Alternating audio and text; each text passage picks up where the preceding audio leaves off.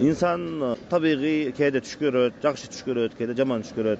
Oşonduktan Kur'an-ı Kerimde Yusuf Aleyhisselam'dın okuyasyny aytkanda atası la taqsus ru'yaka ala ihwatika feyakidu laka kayda. Sen ошол түшүңдү bir toğandaryňa aytpagyn. Bir jaman iş kılıp koyuşmasın dep.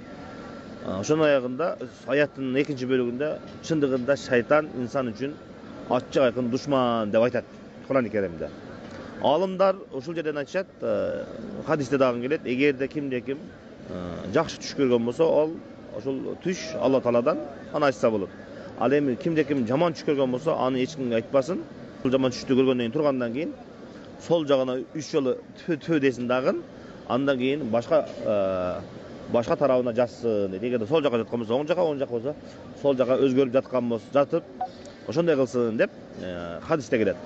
Ошондуктан эгерде жакшы түштү көргөн болсоңуз, башка бирөөгө айтыңыз.